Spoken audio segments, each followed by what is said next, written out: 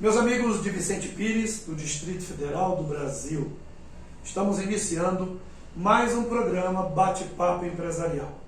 E aí, antes da gente começar o programa, eu gostaria de pedir a você que ainda não é inscrito no nosso canal, que se inscreva e também divulgue o nosso canal para os seus amigos, seus parentes, os colaboradores da sua empresa. Vamos fazer desse canal o seu principal canal de comunicação na cidade. E se você já é inscrito, ative o sininho para que você possa dar a sua impressão sobre o nosso programa. No programa de hoje nós vamos falar sobre violência doméstica e também de violência contra a mulher. Nossa convidada é a Cristiane Brito, que é secretária nacional de Política para as Mulheres do Ministério da Mulher, Família e Direitos Humanos. Muito obrigado. Boa noite. Boa noite, Anchieta. É um prazer estar com você. Obrigado por ter aceito o nosso convite. Bom, Cristiane, o Brasil, na pandemia, tem se observado pelos grandes veículos de comunicação que houve maior incidência ou maior percepção, né, da questão de violência doméstica. Qual é a sua observação como secretária desse contexto? Infelizmente, Anchieta, principalmente se tratando do contexto de pandemia, esse número aumentou, mas não foi só no Brasil. Em todo o mundo, o aumento de violência doméstica, ele foi nítido, né? Inclusive todos os tipos de conflito no ambiente familiar. O número de divórcios também aumentou em todo o mundo. E logo no início dessa pandemia a gente percebeu que algo deveria ser feito aqui no Brasil para tentar minimizar essa situação. Na pandemia nós tivemos um acréscimo de cerca de 30% das denúncias do nosso Lei de 180. Mas o que nós fizemos, Anchieta? Nós investimos em prevenção, em novos canais de denúncia e envolvendo também a sociedade brasileira para que ela se conscientize e nos ajude a combater esse tipo de violência. Como é que a gente pode conceituar esse tipo de reação? Ora, quando a gente está trabalhando, a gente reclama do pouco tempo com a família. Ah, minhas férias, eu quase não fico com minha família, eu não tenho tempo com meus filhos. A pandemia trouxe o contrário. É como se fosse um efeito reverso. Ela propiciou que os pais estivessem mais próximos dos filhos, que os filhos estivessem mais próximos dos pais, que a esposa estivesse mais próximo do seu marido e de todos os seus familiares. Não seria o contrário? Não deveria ter crescido o conceito da emotividade entre as pessoas, já que tem mais tempo entre os entes queridos? Interessante a sua pergunta, Chita. Mas os especialistas apontam que não é que a violência aumentou dentro do ambiente doméstico porque aquela mulher passou do nada a sofrer violência. Não. Aquela mulher estava em algum momento no ciclo da violência, não necessariamente já passando por uma violência física, mas algum tipo de violência psicológica, moral, enfim.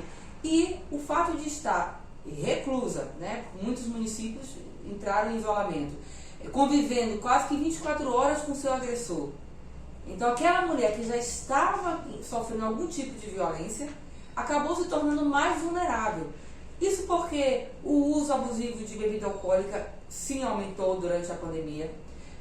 Os conflitos dentro do ambiente doméstico aumentou por conta do medo em si da doença, né, da incerteza do amanhã, do homem que perdeu o emprego, da mulher que perdeu seu emprego, enfim, várias situações que fizeram com que o conflito dentro do ambiente doméstico aumentasse. E isso fez com que aquela mulher que já estava em situação de violência acabasse sendo vítima de uma agressão e até mesmo de um feminicídio. Quando você fala dessa instabilidade, que é todo o quadro que você colocou, nós no Brasil sempre tivemos instabilidade de emprego, instabilidade de salário, por busca de sustentação, de condução socioeconômica melhor. Mas aí, trazendo para esse contexto, esses são os fatores principais ou esses fatores, eles se conectaram com outros e aumentaram o dimensionamento disso? Eu entendo que se conectaram com outros. E também, você é especialista nisso, você sabe mais do que eu, que a saúde mental do povo, né, acabou sendo alterada durante o contexto da pandemia.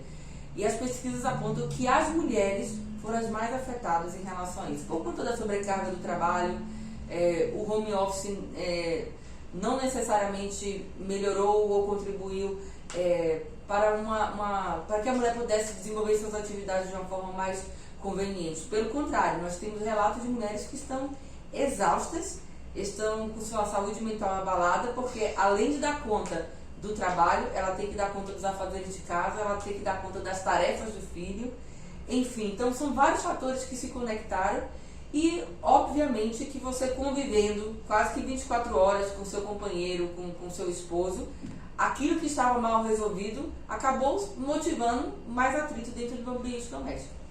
Muito bem.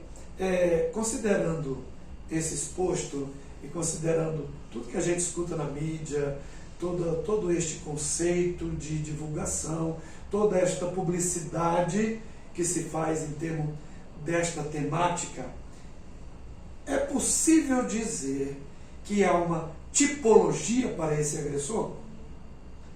Veja bem, a gente tem alguns sinais de alerta que a gente costuma até divulgar para conscientizar as nossas mulheres.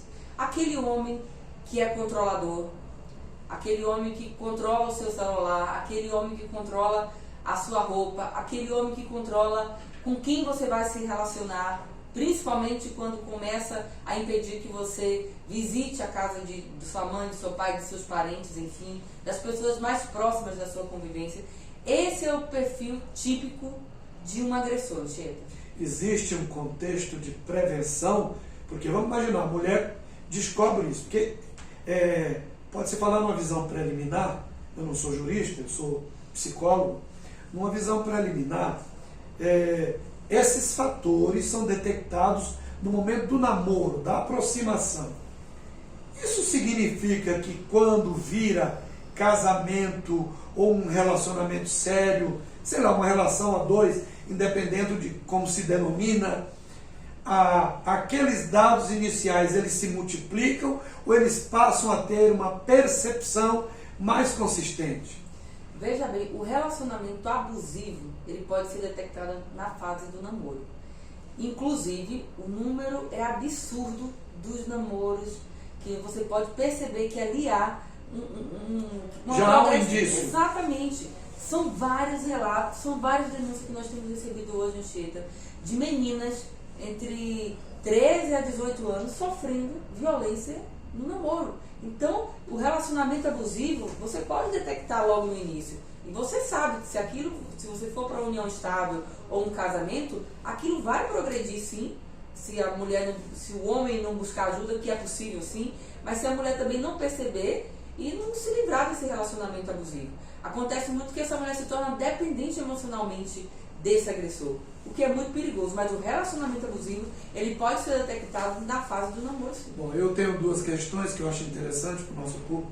Para você que está nos acompanhando, se quiser depois fazer um complemento desse nosso programa é de 30 minutos, infelizmente não dá para a gente falar sobre todos os atenuantes, mas depois no finalzinho eu vou deixar o contato do Ministério e da Cristiane, para que vocês possam de repente estender algumas outras informações, questionamentos, dúvidas que porventura o nosso programa não consiga lhe atender.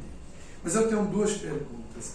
Quem está mais suscetível à violência doméstica?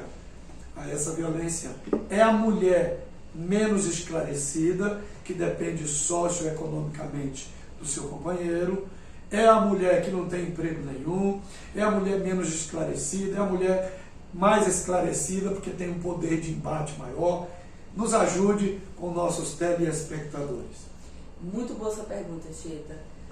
A violência contra a mulher, ela atinge todas as faixas etárias, ela atinge todas as classes sociais, independente do grau de profissão. Pode ser a mulher no topo da sua carreira, pode ser a mulher que está dentro de casa, enfim, ela atinge a todas as mulheres. E uma coisa que me chocou é que durante a pandemia, quando nós investimos em novos canais de denúncia, quando surgiu a delegacia online, a medida protetiva online, nós fomos surpreendidos com um número absurdo de mulheres da classe A que denunciaram. Isso porque elas falam que elas jamais pisariam numa delegacia de polícia, com medo de ser reconhecida ali naquele seu ambiente da sociedade, porque ela tem vergonha, enfim, e isso nos fez ter essa visão de que realmente atinge todas as classes sociais. Agora, por óbvio que aquela mulher que depende economicamente do seu agressor, ela é muito mais vulnerável. Aquela mulher que tem algum tipo de deficiência, ela também é duplamente vulnerável.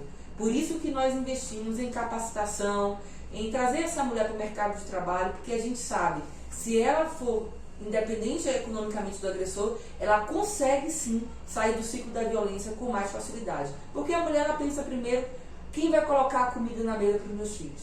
Essa é a realidade, Chico. Muito bem. Vamos falar na minha segunda pergunta.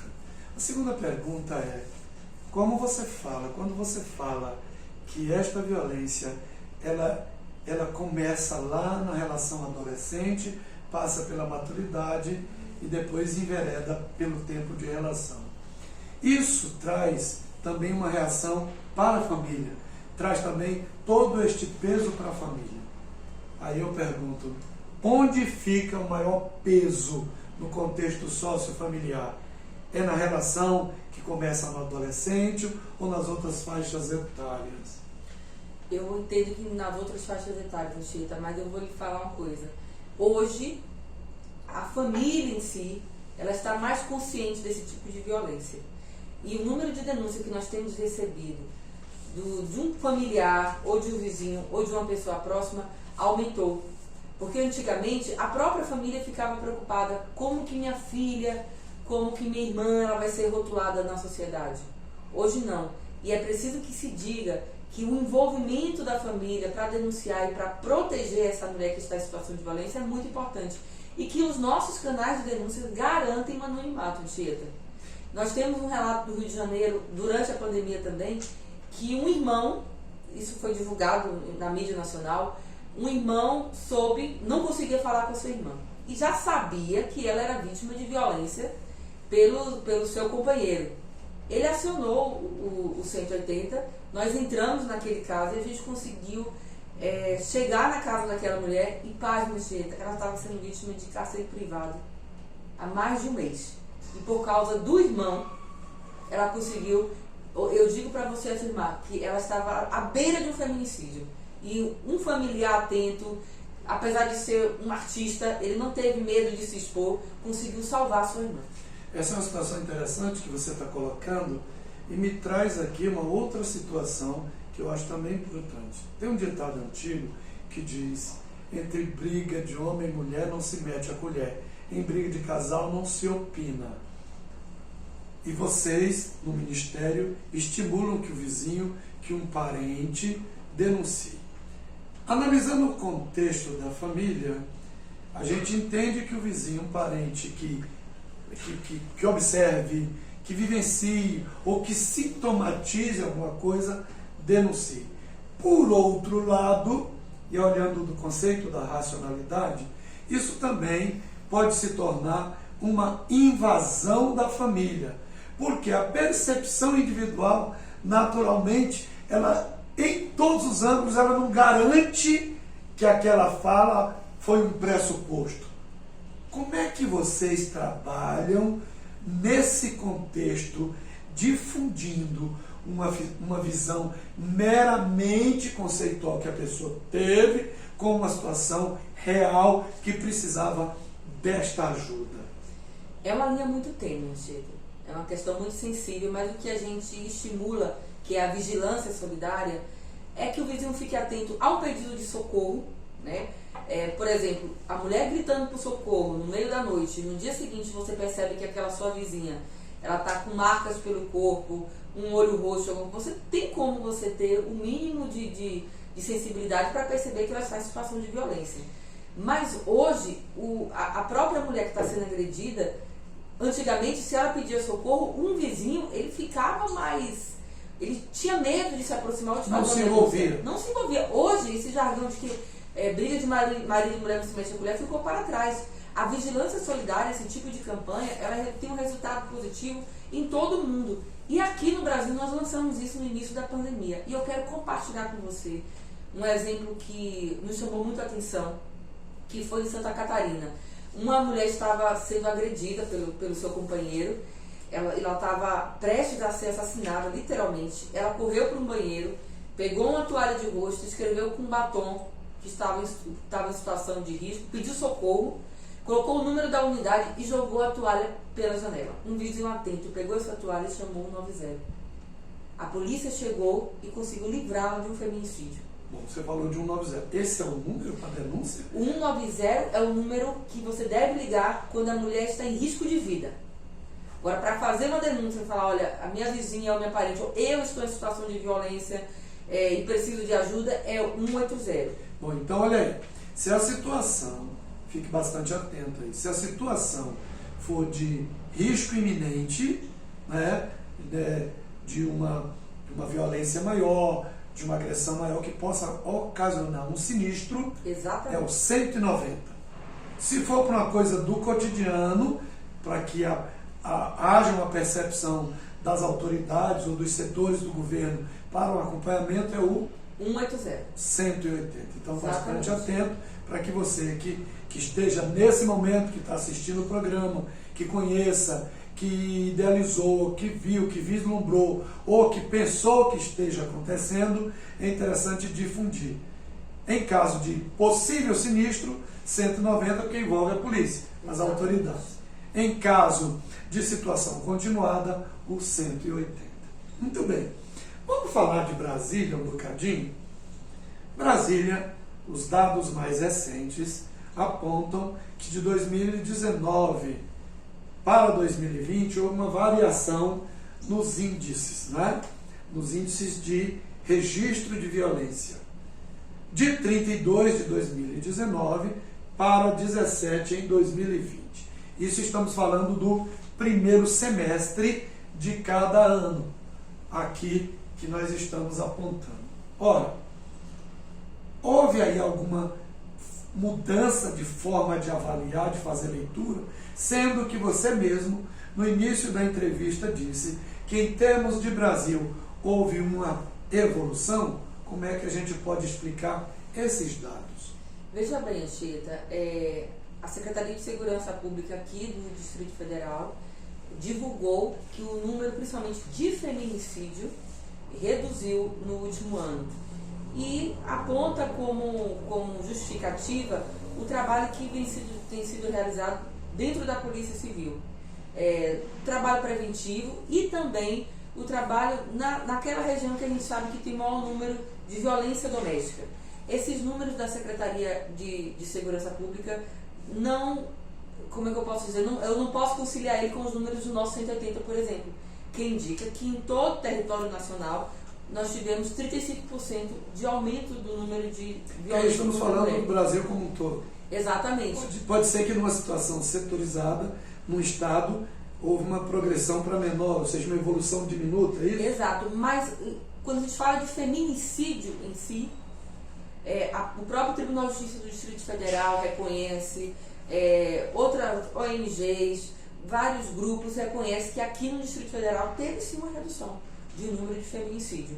Significa que a política que está sendo adotada tem dado certo. As pessoas estão ficando mais esclarecidas em relação a isso.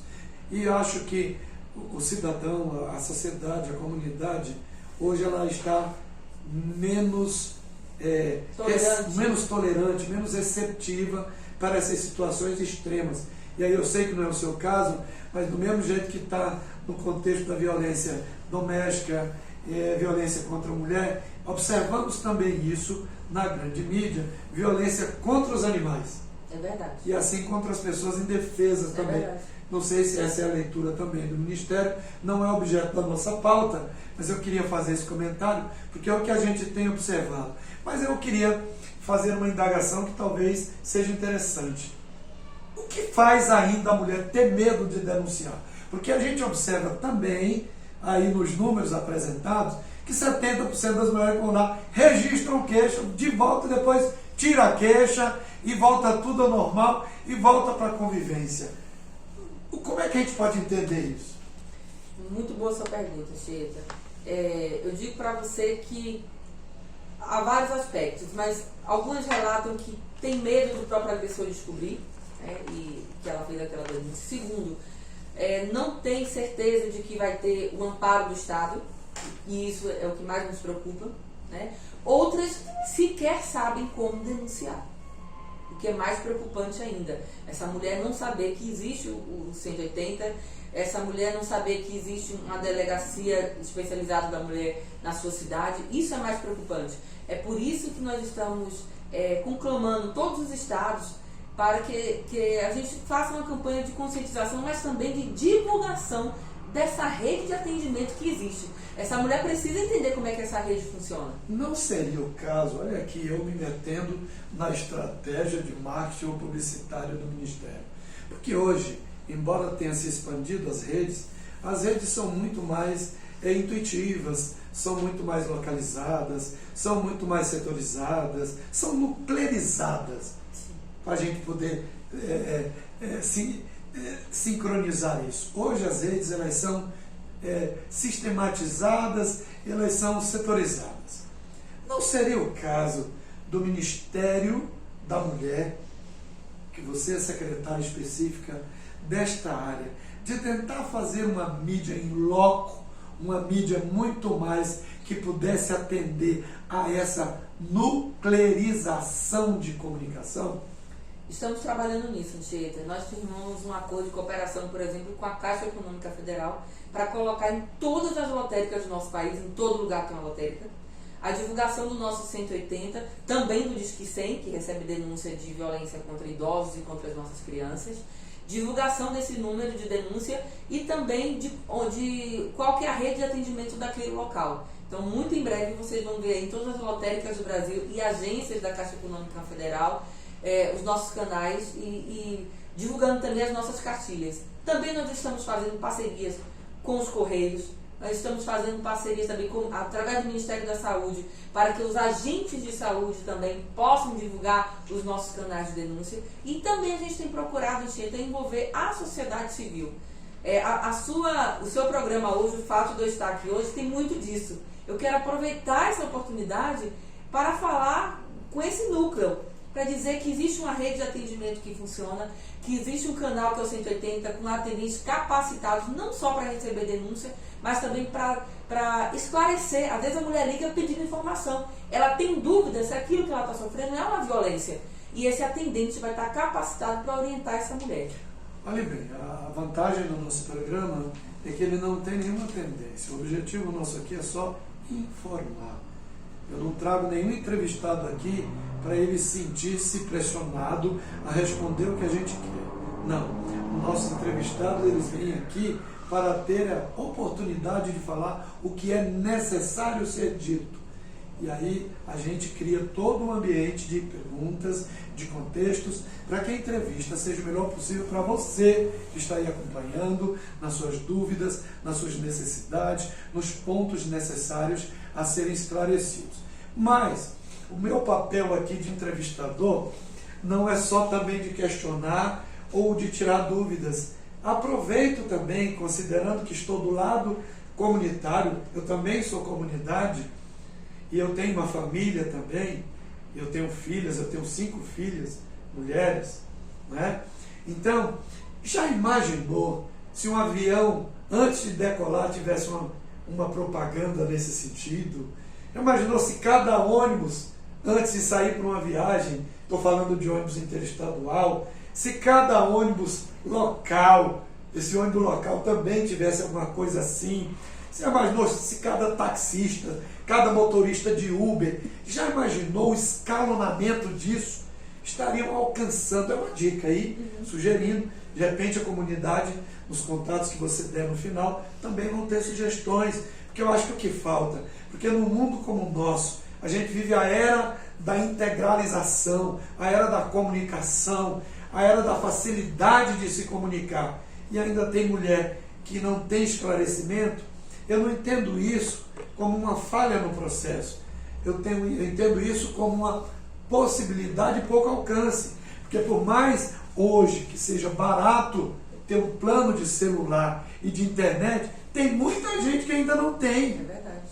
E considerando que essa é uma das principais formas de comunicar hoje, eu entendo que é essa situação que você falou. Então fica aí a dica: cada avião, cada ônibus, cada motorista de Uber, cada taxista, sei lá. Eu vou levar essa sua dica para a nossa ministra. Porque você imagina o meu desafio de falar sobre os canais de denúncia para a mulher ribeirinha.